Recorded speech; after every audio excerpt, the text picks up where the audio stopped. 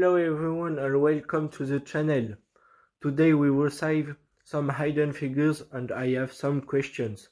First of all, what was your role at the NASA in the 60s and how did you achieve the conquest in the space? Could you describe some memorable moments from your time at the NASA, of course? Hi, I'm Catherine Jackson, and when I was younger, I worked in NASA as a mathematician.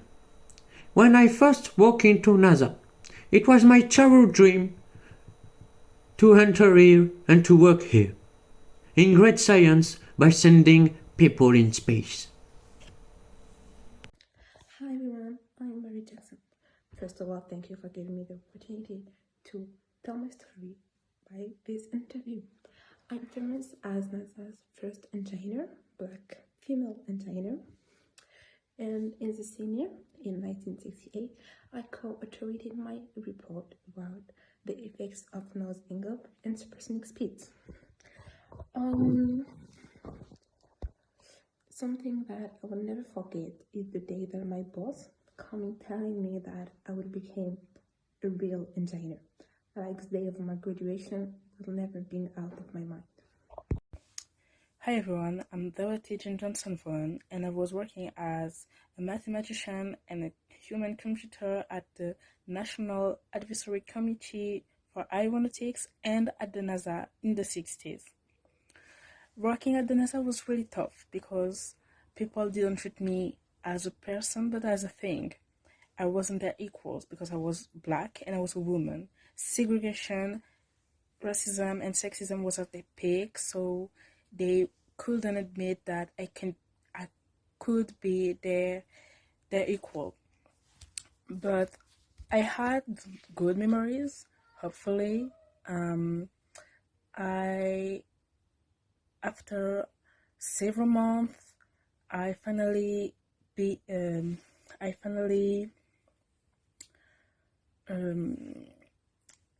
how can I say that? I finally made through. I finally made myself someone. I proved my worth. I became the chief of the human computer at NASA, the feminine sections, because we're all women in my group.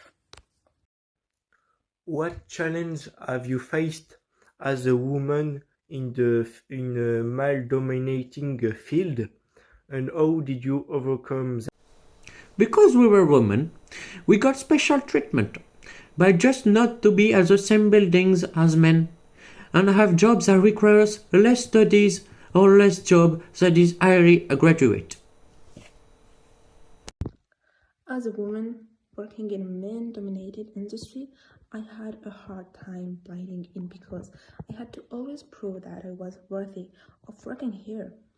I was discriminated a lot for my gender and skin color, but I held up and always did the most in my power to put out with the pressure and being respected. How segregation has impacted your work and at the NASA and your personal life outside, and how you have deal with discrimination and prejudice. We were women and black, so we had less rights than white women. We were in a buildings for colored people, and we have to go to the colored bathroom and can't be in other buildings because we could lose our jobs if we were in these buildings. It had really impacted me at work because especially I was working with white people in white people buildings with white men. It was segregation in all points. They didn't want me to touch same things as them. They didn't want me to be in them buildings. They want me to be ignorant. They want me to feel sad. They clearly don't want me to be here working at same jobs as the men.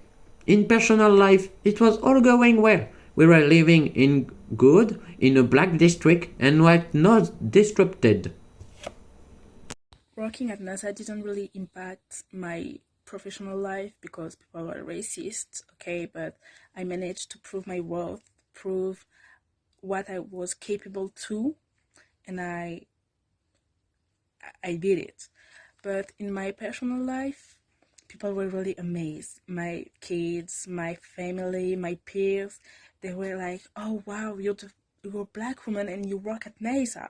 But for me, I was proud. I was really proud because I could have shown them that being black isn't a malice, isn't something wrong. You can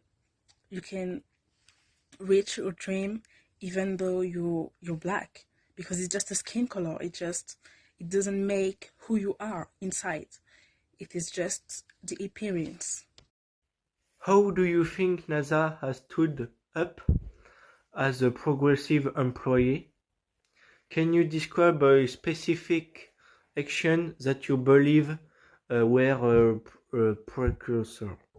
When I learned that I got the job, I was kind of surprised because that would be the first time that a black woman became an engineer at NASA.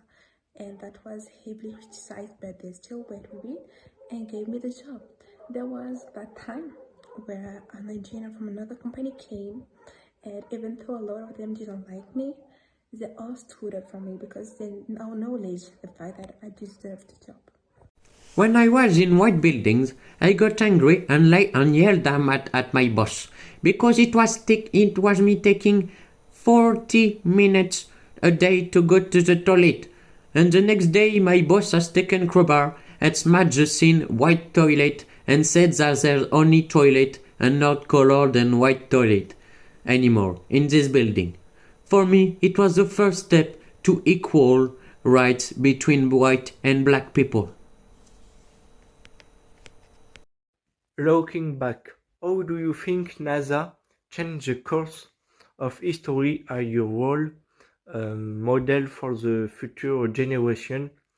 And what advice can you give to young people living in a familiar situation at work? I am surely a model to the future generation, to equal rights to women and black people. And I give you advice. If you live same things as me, don't surrender. Fight to keep your rights. Keep fighting for your rights. I think that is amazing that in a time where women, especially black ones, were discriminated, the NASA gave me this opportunity. As mother, they have a really big impact in our society. I don't especially view myself as a model, but I hope to be someone that could bring a sense of hope to the future generation. Not only women, not only black people, but just anyone who feels to give up. Because you should never let someone tell you to give up your dream. Because I was a woman and because I was black, people at the NASA wouldn't treat me like they're equal. They treated me like a cleaning woman. They wouldn't admit that I was working with them and not for them. But I overcome it. I just thought that I was trusting myself because I was a black woman and segregation, racism was at their peak at this time. I just thought, girl, you have to prove yourself. You have to prove your worth because of your people. You have to show that your people are capable of something.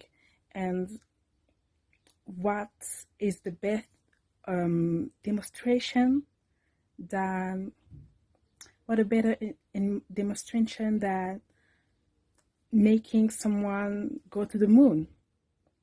And that's why I'm really proud of myself and my peers, because we showed that black people are not under white people.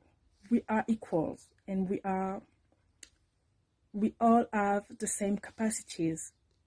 Thus, how do you think the book and the film can inspire and benefit the younger generation by promoting gender equality, gender and remuneration, and self-confidence.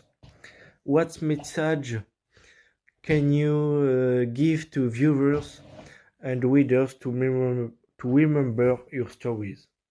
Thank you at all. I think that the book and the movie could really show to a generation how it was really hard and difficult to a woman to get into men's job, as they were saying in the past. But I hope that it will open eyes to our society and that the new generation won't let this thing happen. I think that it will completely change the mind of some people, and I hope that it works. To you who listen to me, never give up. Even if it's hard, even if you're discriminated for your race, your skin, your gender, nobody have to tell you what you should do. So just be yourself. I just think that people have to fight for their rights. Any people you are, you just have to be equal to other people.